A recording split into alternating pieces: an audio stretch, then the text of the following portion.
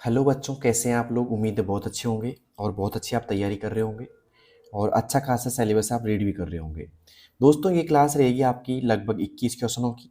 मतलब इस क्लास के अंदर 21 क्वेश्चन है, ठीक है। और 21 में से मैं चाहता हूँ कि आपको 21 के 21 का सही जवाब देना है, ठीक है।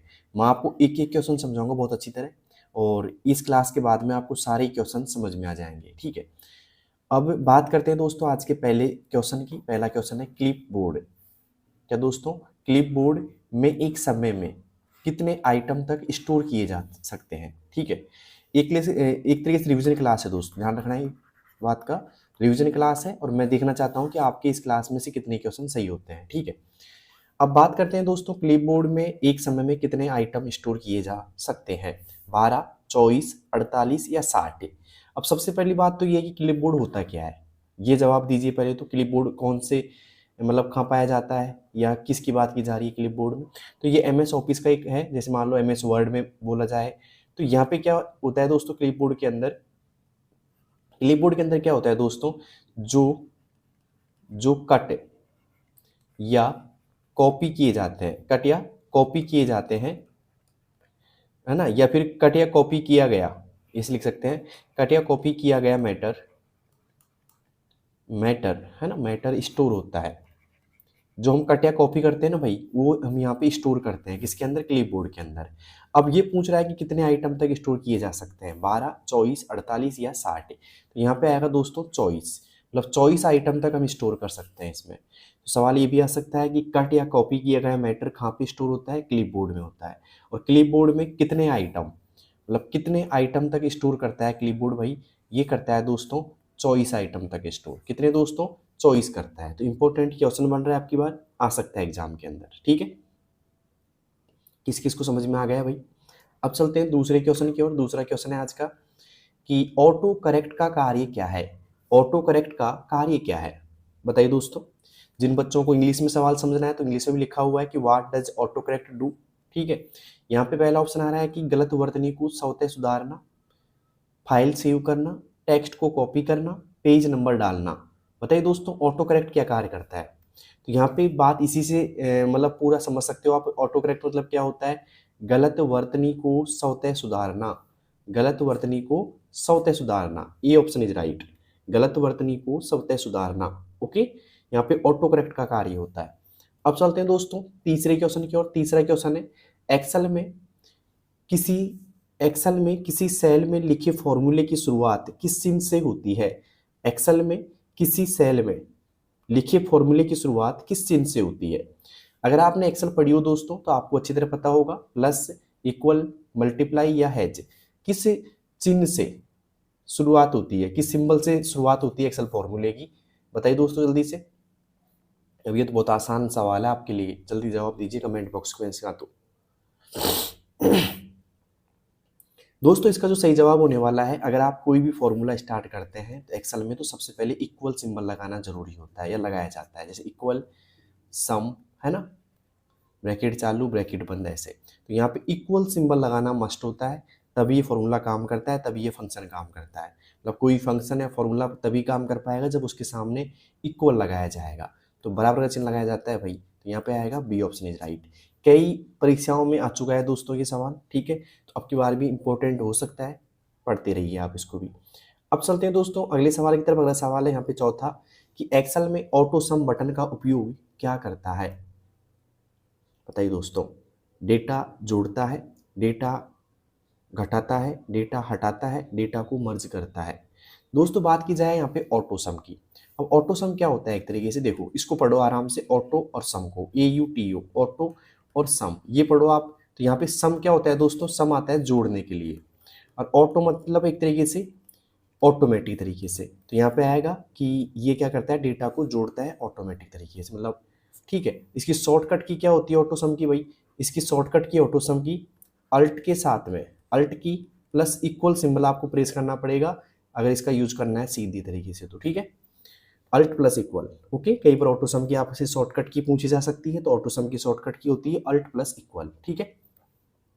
अब चलते हैं दोस्तों पांचवें क्वेश्चन की और। पांचवा क्वेश्चन है आज का कि किसी कॉलम का औसत निकालने के लिए कौन सा फंक्शन प्रयोग किया जाता है। किसी कॉलम का औसत निकालने के लिए कौन सा फंक्शन प्रयोग किया जाता है? पहला ऑप्शन काउंट का, एवरेज का, सम का या मैक्स का। दोस्तों इसका जो सही जवाब होने वाला है वो होगा दोस्तों एवरेज का। किस किसने एवरेज किया है भाई? इसमें एवरेज आएगा। अब बात करें काउंट का फंक्शन क्या काम करता है भाई? तो ये संख्या गिनता है। क्या करता है दोस्तों? संख्या गिनता है। क्लियर। बात करें यहाँ पे सम के फॉर्मूले की, तो ये क्या करता है? जोड़ने का काम करता है। मैक्स की अधिकतम वैल्यू निकालता है। क्या करता है भाई? अधिकतम वैल्यू निकालता है, निकालता है। क्लियर। निकालता, अधिकतम वैल्यू निकालता है। तो यहाँ पे किसी कॉलम का औसत निकालने के लिए कौन सा फंक्शन प्रयोग किया जाता है? एवरेज का किया जाता है। ओके। अब मुझे बताइए 5 में से 5 स्कोर किस किस का बन गया? मतलब 5 इजी थे, रिवीजन क्लास है ये, तो आपके 500 सही होनी चाहिए दोस्तों। ठीक है। अब चलते हैं दोस्तों छठे क्वेश्चन की ओर। छठा क्वेश्चन है आज का, एक्सेल फाइल का डिफॉल्ट एक्सटेंशन क्या है? एक्सेल फाइल की डिफॉल्ट एक्सटेंशन क्या है? .docx, .xlsx, .pptx या .txt? बताइए दोस्तों। यहाँ पे आपसे डिफॉल्ट एक्सटेंशन की बात की जा रही है, तो एक्सेल की बात कर रहे हैं यहाँ पे। तो किस किन मतलब किन किन बच्चों को आता है ये? आता है तो कमेंट बॉक्स में जल्दी से दीजिए इसका आंसर। मैं देखता हूँ सबसे पहले कौन आंसर देता है इसका। दोस्तों यहाँ पे एक्सेल फाइल की डिफॉल्ट एक्सटेंशन जो होती है वो होती है दोस्तों .xlsx। B option is right. यहाँ पे .docx होती है दोस्तों MS वर्ड की। किसकी होती है दोस्तों? MS वर्ड की होती है। .pptx किसकी होती है भाई? MS पावर पॉइंट की होती है, पावर पॉइंट। ओके। और यहाँ पे .txt होती है दोस्तों TEXT, टेक्स्ट फाइल की होती है। उम्मीद है समझ में आ गया होगा टेक्स्ट फाइल यहाँ से। अब चलते हैं दोस्तों अगले सवाल की तरफ। अगला सवाल है हमारा 7वां। एक्सेल में सेल्स को मर्ज करने से क्या होता है? एक्सेल में सेल्स को मर्ज करने से क्या होता है? डेटा डिलीट होता है, कई सेल एक में बदल जाते हैं, फॉर्मूला बदल जाता है, नई सीट बनती है। एक्सेल में सेल्स को मर्ज करने से क्या होता है? बताइए दोस्तों। इसको हम कुछ यूं देख सकते हैं, जैसे मान लो हमारी एक्सेल सीट है ये, और एक्सेल सीट के अंदर एक रो में काफ़ी सारी यहाँ पे सेल हैं, मतलब काफ़ी सारी क्या, 3-4 सेल हैं यहाँ पे, मतलब 1 सेल 2 3 और 4 है। अगर मान लो मैं इसको मर्ज करता हूँ, क्या करता हूँ दोस्तों? मर्ज करता हूँ मैं। तो मर्ज करने पर क्या होता है? जैसे सभी को मर्ज करूंगा मैं सेलेक्ट करके एक साथ में, तो कुछ ऐसे दिखाई देगी ये, ऐसे, मतलब अंदर से खाली, मतलब एक सेल बन जाएगी ये। अभी कितनी थी? 1 2 3 4 थी ना, अब क्या बन गई दोस्तों? 1 बन गई। तो सीधी सी बात है, एक से अधिक सेल क्या बन जाती है? एक सेल में बदल जाती है। तो यहाँ पे आएगा कई सेल, कई सेल थी ना, एक में बदल जाते हैं। तो यहाँ पे आएगा बी ऑप्शन इज राइट। किस किस का सही है भाई? कई सेल एक में बदल जाते हैं। ठीक है। आप मत बदलो, आप मत बदलिए। आपको क्या करना है दोस्तों? चैनल को सब्सक्राइब करना है, साथ में उन बच्चों को शेयर करना है आज की वीडियो को जिन बच्चों को मतलब कंप्यूटर क्वेश्चनों की ज़रूरत है या कोई भी कंप्यूटर की एग्जाम देना चाहते हैं, तो उन बच्चों के पास में जल्दी से आप इसको शेयर कीजिएगा। अब चलते हैं दोस्तों 8वें क्वेश्चन की ओर। 8वां है, इक्वल मैक्स A1 से A10 क्या करेगा? बताइए क्या करेगा? न्यूनतम मान दिखाएगा, औसत दिखाएगा, अधिकतम मान दिखाएगा या जोड़ दिखाएगा? दोस्तों यहाँ पे बात करें मैक्स के फॉर्मूले की, तो इसको बोलते हैं मैक्सिमम। क्या बोलते हैं दोस्तों? मैक्सिमम बोलते हैं। तो अधिकतम आएगा यहाँ पे, तो यहाँ पे आएगा कि अधिकतम मान दिखाएगा। यहाँ पे ये सही रहेगा, सी ऑप्शन। ठीक है। अब बात की जाए दोस्तों न्यूनतम दिखाएगा, तो कौन कौन मुझे बताएगा कि भाई न्यूनतम मान कौन से फॉर्मूले से आता है एक्सेल के अंदर? तो यह आता है दोस्तों इक्वल MIN, मिनिमम के फॉर्मूले से। औसत किससे आता है दोस्तों? औसत आता है इक्वल AVERAGE, एवरेज के फॉर्मूले से। ठीक है। और यहाँ पे अधिकतम मान का पता लगी गया कि मैक्सिमम आता है। और जोड़ कौन दिखाएगा भाई साहब? जोड़ दिखाएगा इक्वल सम। ये भी ध्यान रखना है कि हर एक फॉर्मूले की शुरुआत किससे होती है भाई? इक्वल से होती है। ठीक है। अब चलते हैं दोस्तों अगले सवाल की तरफ। अगला सवाल है, एक्सेल में चार्ट बनाने के लिए कौन सा टैब प्रयोग होता है? एक्सेल में चार्ट बनाने के लिए कौन सा टैब प्रयोग होता है? चार्ट कैसे? जैसे मान लो मैं यहाँ पे एक कॉलम चार्ट बना रहा हूँ आपके लिए, ये बन गया है यहाँ पे, ऐसे ऐसे कुछ दिखाई देता है कॉलम चार्ट आपको। ठीक है, देखा होगा एक्सेल के अंदर आपने ऐसे। तो ये कॉलम चार्ट है। तो ऐसा चार्ट बनाने के लिए, है ना, या कोई मान लो पाई चार्ट आप बना रहे हो ऐसे, ये पाई चार्ट हो गया भाई ऐसे, है ना, ये ऐसे कुछ भी मान लो डाटा दिखाई दे रहा है अलग अलग सेल में, अलग अलग कलर में, ठीक है। तो ये जो चार्ट होते हैं ऐसे कैसे, वो मतलब एक तरीके से कौन से टैब का प्रयोग किया जाता है एक्सेल के अंदर। वैसे बात करो दोस्तों शॉर्टकट कीज की, अगर कोई बोले कि शॉर्टकट की क्या होती है चार्ट लाने की या चार्ट बनाने की, तो F11 होती है। क्या होती है दोस्तों, F11 होती है, ध्यान रखना इस चीज़ का भी। और वैसे हम दोस्तों किसका प्रयोग करेंगे, इंसर्ट टैब का प्रयोग करेंगे। किसका दोस्तों, इंसर्ट टैब का प्रयोग करेंगे, ध्यान रखना दोस्तों इस चीज़ का। तो 9वीं का आपको जवाब मिल गया होगा भाई, इंसर्ट टैब। अब चलते हैं दोस्तों 10वें सवाल की ओर बिना किसी देरी के। 10वां है दोस्तों, कंडीशन फॉर्मेटिंग का उपयोग क्यों किया जाता है। कंडीशन फॉर्मेटिंग का उपयोग क्यों किया जाता है, किसी शर्त के अनुसार सेल्स को रंगने के लिए, फॉन्ट बदलने के लिए, सीट सेव करने के लिए, मैक्रो रिकॉर्ड करने के लिए। कंडीशन फॉर्मेटिंग क्या होती है कि प्रत्येक सेल को एक शर्त दे दी जाती है कि भाई जैसे कि मान लो 60 से कम है तो रेड कलर आना चाहिए, 60 से अधिक होनी है तो मतलब एक तरीके से ऐसे बोल सकते हैं कि 60 से कम वैल्यू है तो लाल रंग आना चाहिए, ठीक है, लाल लाल, ओके। और 60 से अधिक है तो मैं कर देता हूँ जैसे कि अधिक है तो हरा कलर आना चाहिए। तो ऐसा कुछ भी लिखा आ सकता है, सीधी सी बात ये भी आ सकता है, ये भी आ सकता है, कुछ भी लिखा आ सकता है। तो यहाँ पे आएगा किसी शर्त के अनुसार सेल्स को रंगने के लिए। क्या ऑप्शन आएगा दोस्तों, किसी भी शर्त के अनुसार सेल्स को रंगने के लिए। तो यहाँ पे आएगा A option is right, okay. अब चलते हैं दोस्तों 11वें सवाल की ओर, लेकिन वही बात 10 में से आपके कितने सही हो चुके हैं, ऐसे कौन कितने बच्चे हैं जिनके 10 में से 10 सही हो रहे हैं, या फिर आपके कितने सही हो रहे हैं 10 में से, वो कमेंट बॉक्स में मुझे बताइएगा, ठीक है। क्लास कैसी लग रही है, अगर अच्छी लग रही है तो कमेंट बॉक्स में बताना, साथ में अपने दोस्तों को जरूर शेयर करना, ठीक है, अगर आपको उनका भला करना है तो, ठीक है, वैसे आपकी मर्जी। अब चलते हैं 11वें सवाल की ओर। 11वां है, एक्सेल में फ्रीज पेन का उपयोग क्या करता है। एक्सेल में फ्रीज पेन का उपयोग क्या करता है, हेडिंग को स्क्रॉल होने से रोकता है, डेटा को हाइड करता है, चार्ट को लॉक करता है, सेल्स को मर्ज करता है। बताइए दोस्तों फ्रीज पेन का उपयोग क्या करता है एक्सेल में, जल्दी से बताइए मुझे। दोस्तों यहाँ पे फ्रीज पेन की बात की जाए तो एक्सेल में फ्रीज पेन का उपयोग क्या करता है भाई, क्या करता है, एक्सेल में फ्रीज पेन का उपयोग क्या करता है। तो यहाँ पे आएगा दोस्तों एक्सेल में फ्रीज पेन का उपयोग क्या करता है। तो जो फ्रीज है ना वो क्या करती है, जैसे कि कोई भी रो होती है ना, या कोई भी कॉलम है, उसको क्या कर देता है, एक तरीके से स्थिर करने का काम आता है। क्या करने का दोस्तों, स्थिर करने का काम आता है। या फिर ऐसे ही स्क्रॉलिंग में वो काम नहीं करता, एकदम स्थिर रहता है हमेशा के लिए। तो यहाँ पे आएगा हेडिंग को स्क्रॉल होने से रोकता है। क्या दोस्तों, हेडिंग को स्क्रॉल होने से रोकता है, ठीक है। तो उम्मीद है आपको समझ में आ जाएगा, ये ऑप्शन इज राइट, हेडिंग को स्क्रॉल होने से रोकता है, ठीक है। मतलब ऊपर नीचे स्क्रीन नहीं होती, स्क्रीन क्या हेडिंग नहीं होती ऊपर नीचे, वो रुक जाती है, स्थिर हो जाती है एक जगह, ठीक है। अब चलते हैं 12वें क्वेश्चन की और 12वां है काउंट फंक्शन का, काउंट फंक्शन क्या करता है। काउंट फंक्शन क्या करता है, केवल टेक्स्ट गिनता है, केवल नंबर गिनता है, सभी गिनता है, खाली सेल गिनता है। बताइए दोस्तों, बताइए क्या होगा। ओके दोस्तों, यहाँ पे काउंट जो फंक्शन है जल्दी से मुझे बताइए क्या काम आता है, अगर आपको आता है तो इम्पोर्टेंट बन रहा है वैसे एग्जाम की खातिर, क्योंकि एग्जाम में 1-2 फॉर्मूले पूछे जाते हैं आपसे। जो काउंट का होता है ना भाई, वो क्या करता है, केवल संख्या गिनता है, यानी केवल नंबर गिनता है। ये क्या करता है दोस्तों, केवल नंबर गिनता है। तो यहाँ पे आएगा बी ऑप्शन इज राइट, केवल नंबर गिनता है, B option is right, okay.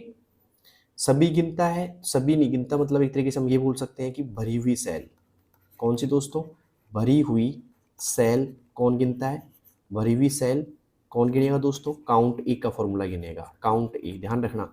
और खाली सेल कौन गिनेगा भाई साहब, खाली सेल गिनेगा COUNT, काउंट ब्लैंक का फॉर्मूला। काउंट ब्लैंक का फॉर्मूला क्या काम करता है दोस्तों, खाली सेल गिनता है। क्लियर यहाँ तक का। तो उम्मीद है आपको फॉर्मूले में कोई शिकायत हो तो कमेंट बॉक्स में बताना, और कोई फॉर्मूला अगर आपको नहीं आ रहा तो कमेंट बॉक्स में बताओ, उस फॉर्मूले के ऊपर पूरी क्लास ले आऊंगा मैं, ठीक है। अब चलते हैं दोस्तों अगले सवाल की तरफ। अगला सवाल है मेरा यहाँ पे 13वां, एक्सेल में पिवोट टेबल का उपयोग क्या करता है। एक्सेल में पिवोट टेबल का उपयोग क्या करता है, डेटा को सारांशित करने के लिए, सेल्स को मर्ज करने के लिए, सीट को प्रोटेक्ट करने के लिए, ग्राफ बनाने के लिए। बताइए दोस्तों क्या होगा इसका सही जवाब, अगर आपको आता है तो जल्दी से मुझे कमेंट बॉक्स में बताना क्या होगा इसका सही जवाब। उम्मीद करूंगा कि आपको ये क्वेश्चन आएगा अच्छे से। दोस्तों एक्सेल में पीवोट टेबल का जो उपयोग है ना, वो है दोस्तों डेटा को सारांशित करता है। क्या करता है दोस्तों? डेटा को सारांशित करता है। A option is right. Data को सारांशित करने के लिए किस किस का सही है भाई? 13वें में ए ऑप्शन। अब चलते हैं अगले क्वेश्चन की, और अगला क्वेश्चन है हमारा, एक्सेल में डाटा को फिल्टर करने के लिए कौन सा फीचर होता है? एक्सेल में डाटा को फिल्टर करने के लिए कौन सा फीचर होता है? Sort and filter, merge and centre, page layout या फ्रीज पैन? सवाल पूछ रहा हूँ मैं आपसे, कमेंट बॉक्स में जरूर बताएं दोस्तों, जल्दी बताएं इसका आंसर क्या होगा। एक्सेल में डाटा को फिल्टर करने के लिए कौन सा फीचर होता है? दोस्तों एक्सेल में डाटा को फिल्टर करने के लिए जो फीचर होता है वो होता है दोस्तों सॉर्ट एंड फिल्टर का। किसका दोस्तों? सॉर्ट एंड फिल्टर का होता है। यहाँ पे आएगा A option is right. Sort and filter से क्या कर सकते हैं हम? डाटा को फिल्टर कर सकते हैं। तो कभी आपने एक्सेल पढ़ी होगी तो फिल्टर आपने जरूर देखा होगा, ठीक है। अब चलते हैं दोस्तों 15वें सवाल की, और 15वां सवाल है आज का कि एक्सेल में डी गेट फंक्शन का क्या उपयोग है? डी गेट की बात की जा रही है यहाँ पे। किसकी दोस्तों? D gate. डी गेट का जो फंक्शन है क्या काम करता है, क्या उपयोग होता है? किसी डेटाबेस में इक्वल वैल्यू निकालने के लिए, औसत निकालने के लिए, पंक्ति हटाने के लिए, या फिर फाइल सेव करने के लिए? बताइए दोस्तों क्या होगा इसका सही जवाब। दोस्तों जो डीगेट का फंक्शन है ना, उसका उपयोग होता है किसी डेटाबेस से एकल वैल्यू निकालने के लिए, इसका प्रयोग किया जाता है। तो यहाँ पे आएगा ए ऑप्शन इज राइट। किस किस का सही है? अब चलते हैं दोस्तों अगले सवाल की, और अगला सवाल है हमारा यहाँ पे 16वां। पावर पॉइंट का उपयोग किस कार्य के लिए होता है? पावर पॉइंट का उपयोग किस कार्य के लिए होता है? प्रेजेंटेशन बनाने के लिए, डाटाबेस बनाने के लिए, टेक्स्ट एडिटिंग के लिए, या इंटरनेट सर्फिंग के लिए? बताइए दोस्तों क्या होगा इसका सही जवाब। पावर पॉइंट का उपयोग किस कार्य के लिए होता है? दोस्तों जो पावर पॉइंट का उपयोग करते हैं हम, वो करते हैं दोस्तों प्रेजेंटेशन बनाने के लिए। किसके लिए दोस्तों? प्रेजेंटेशन बनाने के लिए। Okay, A option is right. तो उम्मीद है आपको समझ में आ गया होगा। पावर पॉइंट का उपयोग होता है प्रेजेंटेशन बनाने के लिए। ओके, वैसे इजी क्वेश्चन था ये। अब चलते हैं 16वें सवाल, 16 हो गया, 17वें की ओर चलते हैं भाई। 17वां सवाल है आज का, पावर पॉइंट का उपयोग मुख्य रूप से किसके लिए किया जाता है? पावर पॉइंट का उपयोग मुख्य रूप से किसके लिए किया जाता है? टेक्स्ट फॉर्मेटिंग के लिए। बात वही है बस, जो 16वां सवाल था ना वही सवाल है, मान लो सीधा सट्टे, लेकिन थोड़ा सा सवाल घुमा दिया तो आप कई बार क्या होते हैं सवाल को घूमते आप भी घूम जाते हैं। सवाल वो का वही है भाई, थोड़ा सा घुमाया है। तो यहाँ पे क्या आएगा? प्रेजेंटेशन बनाने के लिए। सवाल क्या पूछ रहा है? पावर पॉइंट का उपयोग मुख्य रूप से किसके लिए किया जाता है? प्रेजेंटेशन बनाने के लिए, ठीक है। अब यहाँ पे बात की टेक्स्ट फॉर्मेटिंग की, तो ये होता है दोस्तों MS वर्ड। आपने पढ़ा होगा MS वर्ड में काम आता है, ठीक है। यहाँ पे बात की जाएगी स्प्रेडशीट की, तो यहाँ पे स्प्रेडशीट आता है दोस्तों MS एक्सेल में। किसमें दोस्तों? MS एक्सेल में काम आता है स्प्रेडशीट का। अब चलते हैं दोस्तों अगले सवाल की तरफ। अगला सवाल है हमारा 18वां आज का, कि पावर पॉइंट में स्लाइड सॉर्टर व्यू का उपयोग क्यों किया जाता है? पावर पॉइंट में स्लाइड सॉर्टर व्यू का उपयोग क्यों किया जाता है? बताइए दोस्तों। सभी स्लाइड को एक साथ देखने और क्रम बदलने के लिए, स्लाइड ट्रांजिशंस लागू करने के लिए, एनिमेशन जोड़ने के लिए, स्लाइड डिलीट करने के लिए? बताइए दोस्तों क्या होगा इसका सही जवाब। 18वां क्वेश्चन है, जवाब देना है आपको दोस्तों, क्या होगा इसका सही जवाब। दोस्तों यहाँ पे पावर पॉइंट में स्लाइड सॉर्टर व्यू का जो उपयोग किया जाता है वो किया जाता है सभी स्लाइड को एक साथ देखने और क्रम बदलने के लिए, ठीक है। ये ऑप्शन इज राइट।